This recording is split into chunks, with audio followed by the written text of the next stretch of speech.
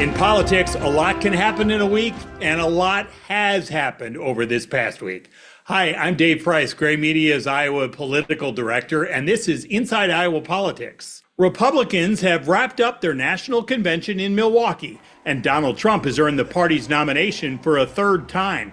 Meanwhile, there is still a lot we do not know yet about what appears to be an assassination attempt against him. As we talk now, Joe Biden is still running for a second term, but nearly 24 Democratic members of Congress have now called for him to quit. And that calls into question whether Biden will even still be running by the time Democrats hold their convention in Chicago next month. And that's meant chaos and call after call for Iowa Democratic National Committee man and former party chair, Scott Brennan. What have the last couple of weeks been like, where you've got Democrats floating a million different scenarios about what the president should do and what the heck a guy like you should do leading up to Chicago? Like, what's that like? Craziness. I mean, it really is. You get sort of these quiet calls out of the blue from old friends saying, hey, what if so-and-so put their name in the ring? What would you think about that? And it has been fascinating. But I mean, it's probably the one part of politics that is fun, which is, speculating about big issues and, whether the president was going to run or not, is a big issue. I mean, he still hasn't said he's not. I mean, clearly the pressure is on. If the president comes out and says, I'm out, I'm not running again, what happens? I'm not sure. I don't know that anyone knows. We're in uncharted territory. The mechanics of that are things that haven't been discussed. I've talked to folks in DC who are rules people, and they don't know. But the cleanest way is before the convention, right? Certainly before the roll call. Okay. But that means if in fact it comes to pass, and I don't think there's any guarantee it comes to pass, but if in fact it comes to pass, there are going to be a lot of conversations about how do we do this in the cleanest way possible so that we come behind whatever unifying figure is going to be the nominee.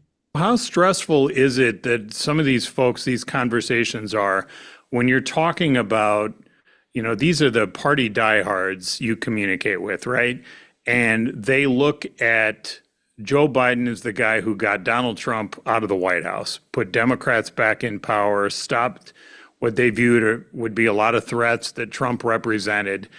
And now you're having to deal with this very, very indelicate issue about, can the guy still do the job? Like, what are these conversations like? So are these people calling you saying, Scott, what do you think? Like, how do we proceed? What are they asking you? What's the temperature like? What's the mood? I mean, what are people saying? But by and large, it's being driven by members of Congress. My words, I think members of Congress tend to be a bunch of bedwetters. They panic. They're only worried about their own reelection. And so that's what's driving a lot of this discussion.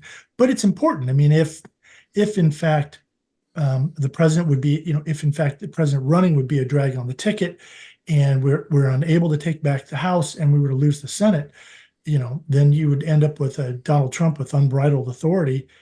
He's already got a very political and compliant Supreme Court. And so, I mean, it's dangerous territory.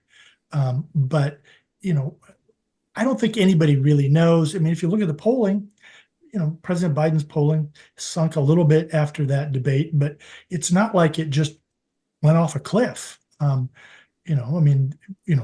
engaged in a period of tribalism where the people who supported Donald Trump were always going to support Donald Trump. People who've been supporting President Biden are still going to support President Biden. It's that narrow band in the middle, 7-8%. Those are the people that everybody's fighting for.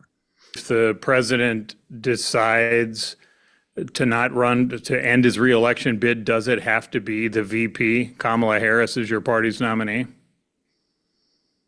I don't see who else it could be. There is time to do a sort of a mini primary, I guess, but I don't know what it looks like. what the rules would be. The fact of the matter is that, she is the vice president. I mean, she was elected with the idea that she would, if God forbid something happened, succeed the president. And so here, I think it falls to her. I know this is uncharted territory, but a mini primary, like literally within some individual states, they would have a statewide contest? Are you talking about at the convention? How would that look? I think it would have to be at the convention. I mean, we can't, Okay. We have to have a decision by the 22nd of August is when at the Democratic convention, the president or whomever will accept the nomination. And so, again, if the president decides he's running, then, my advice to everybody is shut up and get behind him because, it's time, we've got an existential threat on the other side and it's time to get to work. Time now for the Inside Iowa Politics Final Five with Scott Brennan. Scott, question one. What is the percentage chance that Joe Biden will not be your party's nominee?